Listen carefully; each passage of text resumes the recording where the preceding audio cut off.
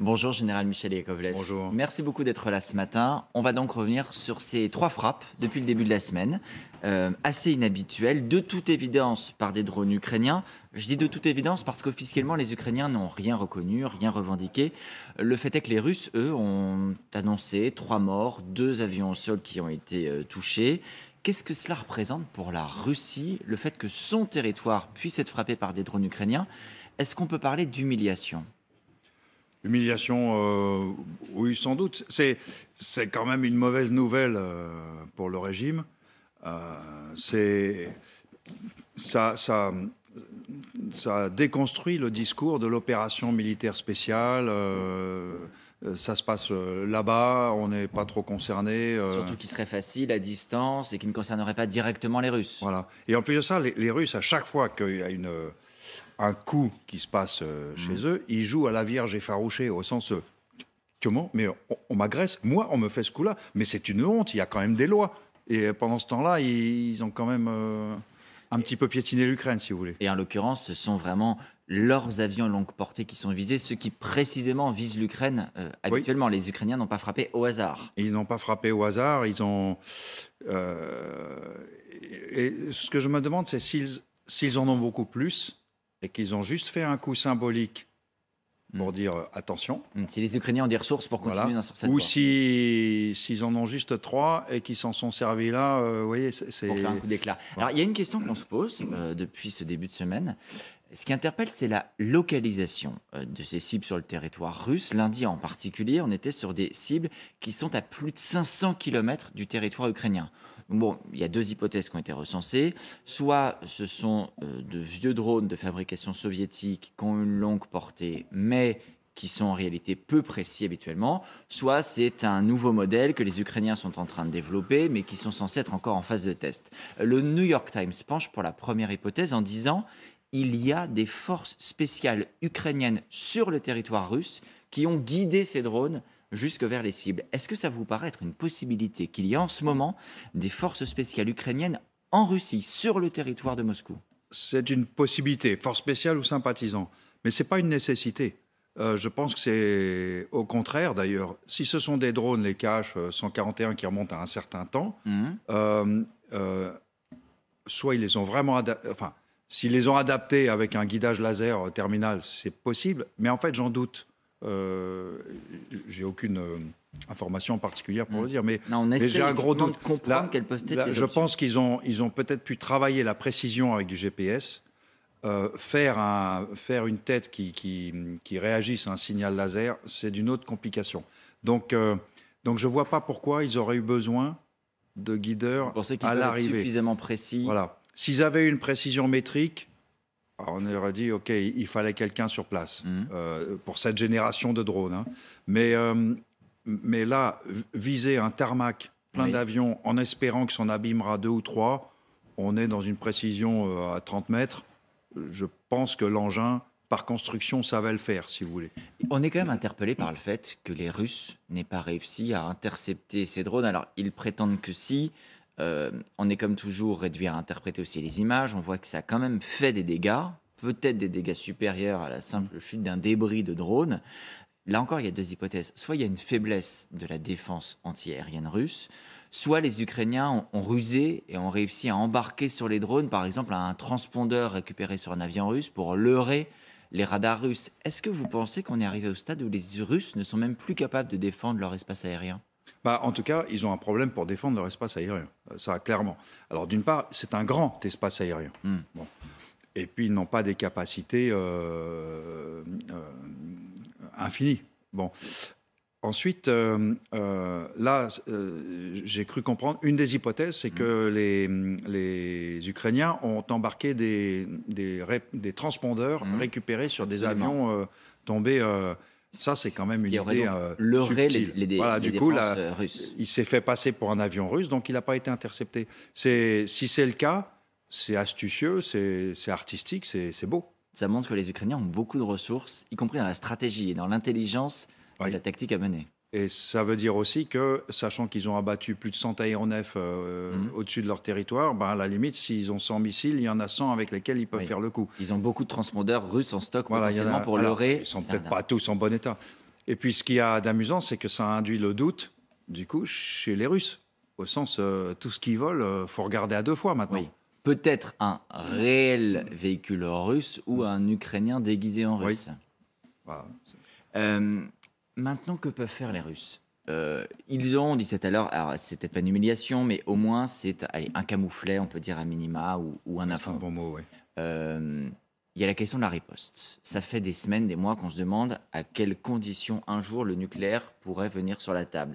Il se trouve que là, Vladimir Poutine peut dire la Russie a été agressée. C'est son territoire qui est frappé. Il a réuni hier son Conseil de sécurité.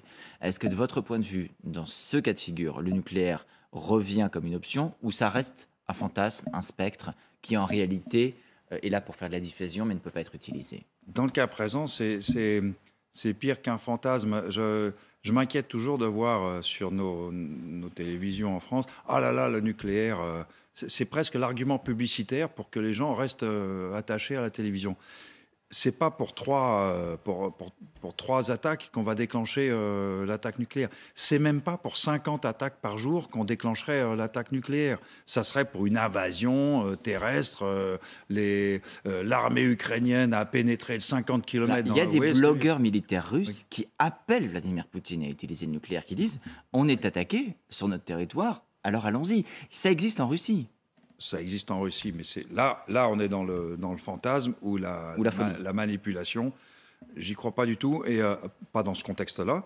Et je pense qu'on gagnerait tous nos organes de presse, à être un peu plus calmes sur le nucléaire. On se calme. Alors, quelle peut être la riposte de votre point de vue? Hier, Dmitri Peskov, le porte-parole du Kremlin, il dit quand même les attaques de drones sont des facteurs dangereux pour nous. Des mesures nécessaires sont prises pour renforcer la sécurité du territoire russe et la défense. Hier, c'était le cas également du porte-parole de l'ambassade russe à Paris. Ça passe par quoi? Mettons le nucléaire de côté. Qu'est-ce que les Russes ont entre leurs mains pour pouvoir riposter à ce type d'attaque? Riposter, ils vont sans doute faire une nouvelle dégelée punitive de missiles sur les infrastructures énergétiques. Donc une vague de frappe. Ils vont sur continuer les civils. Encore plus que ce qu'ils ont fait avant. Sauf que même là, le stock diminue quand même. Alors, les Ukrainiens, enfin le renseignement ukrainien, de manière assez surprenante, dit la Russie a assez de missiles pour mener de nouvelles salves de bombardement, et dit aussi le pays continue d'en produire malgré les sanctions. Ça peut surprendre parce on pensait que l'industrie militaire russe était à l'arrêt. Combien de temps ça peut prendre de régénérer comme ça ces stocks de missiles, d'armement pour pouvoir riposter? Alors ces missiles, d'abord, ils sont quand même très complexes. Un calibre, par exemple, le missile de croisière, il faut bien comprendre que c'est un avion.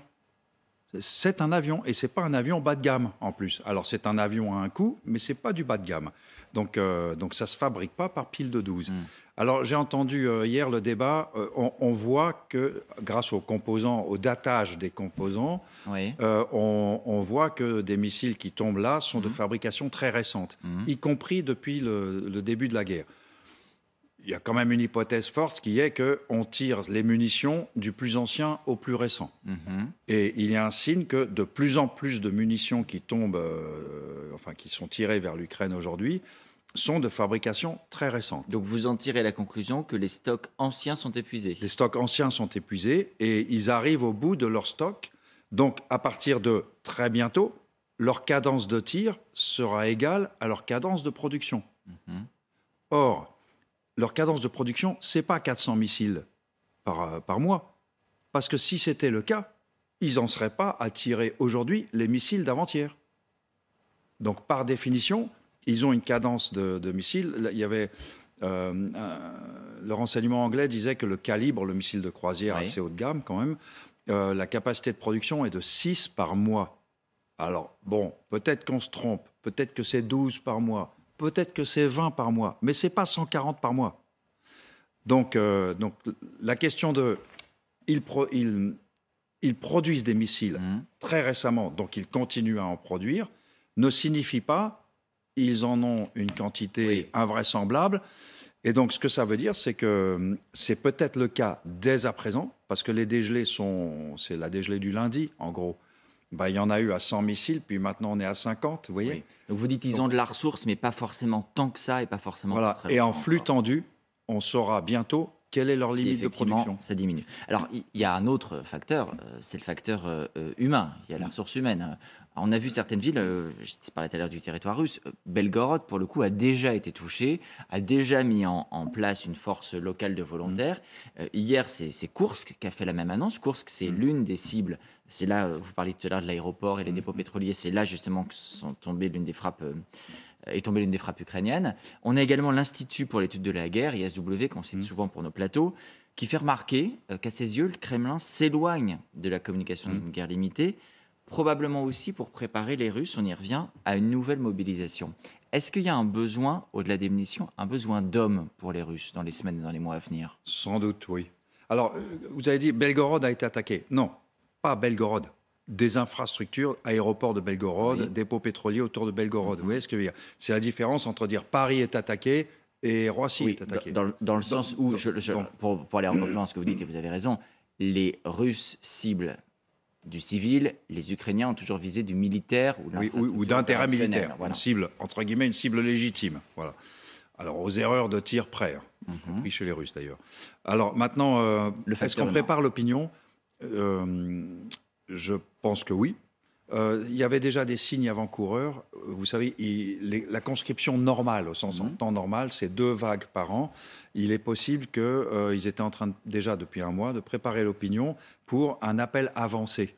C'est-à-dire que la classe 2023 soit convoquée plus tôt et qu'à la limite, la classe 2024 soit convoquée. La France l'a fait en 1917. En 1917, on a appelé la classe 1918. Donc ça voulait dire appeler des plus jeunes. Oui. Des gens qui savent qu'ils vont être conscrits. Bon, bah, on a avancé l'échéance, ça leur fait pas plaisir, puis surtout, ils savent où ils vont aller. Mais ils étaient déjà dans le mode, ils font partie du lot, si vous voulez. Mais il faut être capable de les former, le cas échéant, Oui. parce que les appeler, c'est une chose, ensuite, il faut les former avant de les Il faut les envoyer. former. Et c'est là où l'armée russe a un gros problème de formation, parce que ses cadres sont sur le front. Mhm. Beaucoup de ses meilleurs cadres, sans doute, sont morts ou sont prisonniers. Et puis surtout, ils ne semblent pas s'être structurés pour former les gens sérieusement, si vous voulez. Et pour obtenir des résultats vraiment convaincants sur le terrain. Ils les ont rassemblés. Il manque de matériel, c'est ce que disent sur les réseaux sociaux les soldats. Mhm. Et puis surtout, non seulement il manque de matériel, de duvet, etc., mais en plus de ça, on ne leur donne pas d'armes, ils vont pas au pas de tir.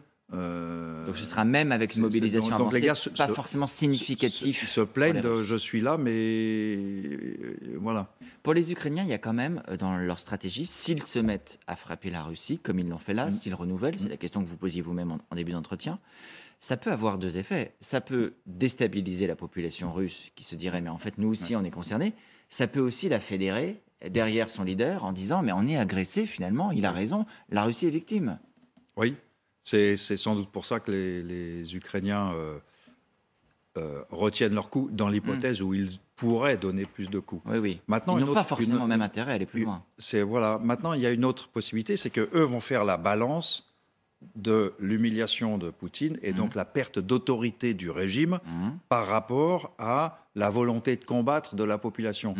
Si le rapport coût-efficacité est en faveur de la déstabilisation du régime, ils feront, s'ils en ont les moyens, ce que je ne sais pas, ils pourraient faire d'autres attaques, et cette fois-ci beaucoup plus symboliques. Par exemple, dans la portée, ce qu'ils ont montré dans leur tir, c'est qu'en fait, ils auraient pu tirer sur Moscou aussi. Donc, par exemple, ils pourraient très bien dire, le prochain grand défilé à Moscou, c'est une cible militaire. Oui. Et ben Toujours en voilà, intensité. vous faites un grand défilé, et moi, je tape au milieu des bataillons qui défilent. Alors là, pour le coup, on a bien senti une réserve. Elle était très claire hier, c'est la réserve américaine. Parce que pour le coup, les Américains qui sont des soutiens, comme nous, des Ukrainiens, qui aident militairement, ont fait savoir hier soir, nous n'aidons pas, nous n'encourageons pas l'Ukraine à mener des frappes en dehors de ses frontières. On évoquait Moscou à l'instant, c'est quand même une manière de dire aux Ukrainiens, arrêtez. Oui. Non, vous ne le voyez pas comme ça. Non, parce que il y a la traduction des mots.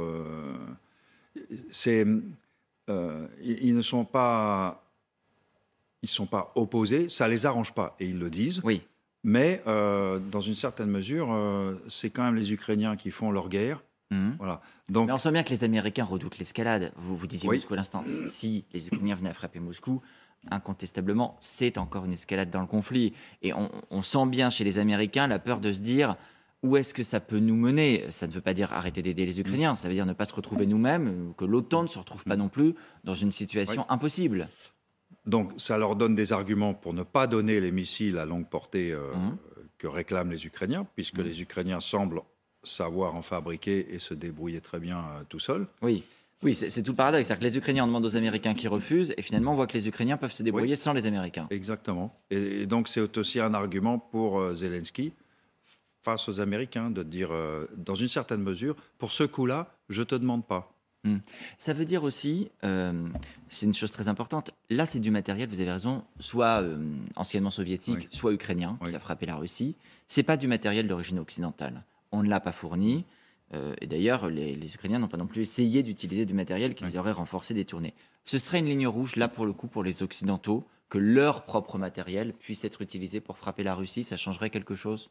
Oui, je pense. Et je pense que les Américains gardent toujours ces missiles à plus longue portée comme mesure de rétorsion contre autre chose. Par exemple, vous vous souvenez quand on disait le barrage de Novakhovka. Oui, tout à fait. Ou Zaporizhia, une catastrophe. Voilà. Si les Russes font en Ukraine quelque chose qui est vraiment au-delà de... Enfin là, une nouvelle étape dans l'horreur. Qui est une escalade. Une nouvelle escalade, en particulier contre la population. Je pense que les Américains se gardent la possibilité de dire, puisque c'est comme ça, on va leur donner les missiles à 300 km. Et puis, ça va vous compliquer la vie. Et puis, si ça tire vos avions au parking en Russie, dommage pour vous. Donc, je pense qu'ils se gardaient ça pour avoir une réaction. Et ils le gardent du coup maintenant, puisque à partir du moment où les Ukrainiens font la démonstration qu'ils sont capables de le faire tout seuls, à la limite, je ne vais pas en rajouter. Oui, mais vous ne voyez pas, à l'inverse, de risque que les Occidentaux revoient leur soutien à la baisse et se disent « Oh là là, les Ukrainiens sont en train de partir très loin dans leur offensive, ça devient trop dangereux, y compris pour nous ». On est dans un moment où le sort de la guerre est quand même en balance. Il y a une cristallisation du front. Les deux armées ont besoin de pauses opérationnelles. Les munitions, je pense, manquent ou sont vraiment à flux limité dans les deux camps. Donc on va peut-être... alors un effondrement de l'armée russe reste dans les possibles. Ce n'est pas le plus probable à l'heure actuelle. Donc... oui, vous le disiez, les semaines à venir vont être décisives de ce point de vue-là. Donc alors, décisives au sens où on s'installe dans une... Alors du coup, on est parti sur 2 ou 3 ans. Donc là, bon... Avec forcément des moments où le conflit sera ralenti, gelé, et puis où il repartira. On a vu aussi hier l'image de Volodymyr Zelensky dans le Donbass. Il est allé à une quarantaine de kilomètres de Bakhmout, où les combats font toujours rage. Quelques heures plus tôt, on avait vu Vladimir Poutine sur le pont de Crimée, dans une Mercedes, puis à pied. Ça nous donne 2 images très différentes de leur rapport aux soldats, de leur rapport aux hommes. Qu'est-ce que ça dit de leur manière d'être chef de guerre à l'un et à l'autre, et chef des armées, de leurs armées ? Il y en a un qui est chef de guerre et l'autre pas. C'est aussi simple que ça. Zelensky l'est, Poutine l'est pas. Zelensky est un chef de guerre qui va voir ses gars sur le terrain. Il y a le débat pour Poutine de combien il sait sur ce qui se passe sur le terrain. Je lui dis, mais t'as qu'à prendre ta Mercedes, mon pote, va voir. Au sens, pas le pont. Va à Bakhmout, fais-toi expliquer ce qui se passe. Donc, ou même à Donetsk, où les Ukrainiens eux-mêmes ont frappé hier. Donc, il ne veut pas y aller.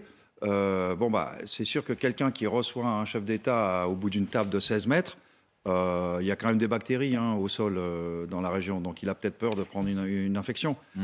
Donc... on ne peut pas, pour vous, être un bon chef de guerre en étant à distance de ces hommes. Alors, on n'est pas obligé d'être tout le temps sur le dos de ces hommes. Ça, c'est clair. Mais au contraire, d'ailleurs, c'est lourd à porter. Si Zelensky était sur le front tous les jours, ça serait pénible. Je le sais pour avoir eu des visites de chefs quand j'étais plus petit gradé. C'est gentil, on est très content de les voir, mais on est content quand ils partent. Vous voyez.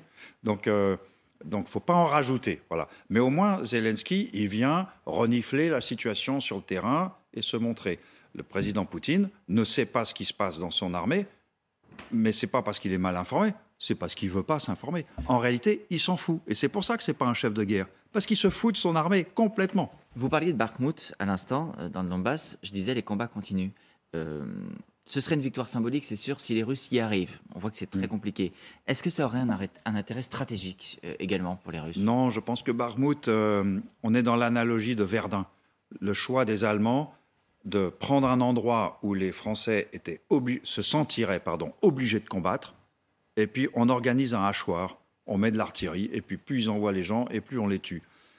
Le problème pour Verdun, c'est que les Français ont eu beaucoup de pertes, mais les Allemands en ont eu guère moins. Donc, qui était le hachoir pour qui à l'arrivée? Alors, Bakhmout, je pense que c'est un hachoir pour les deux camps, en réalité. Alors, l'explication que j'entends souvent, et j'y crois, c'est que le président Poutine a besoin d'une victoire. Oui. Bon. Donc, on pousse sur Bakhmout. Voilà. C'est le seul endroit où on la voit possible. Parce que c'est là qu'on s'est mis, c'est là qu'on est encore, entre guillemets, vers l'avant. Je pense que pour les Ukrainiens, ça les arrange parce que pendant ce temps-là, c'est un abcès de fixation. Pendant ce temps-là, les Russes n'ont pas d'idée pour faire autre chose ailleurs qui pourrait être plus dangereux pour eux, Ukrainiens. Et puis, ils consomment des quantités invraisemblables de munitions. Donc, à la limite, s'il veut consommer ces munitions-là, tant mieux pour nous.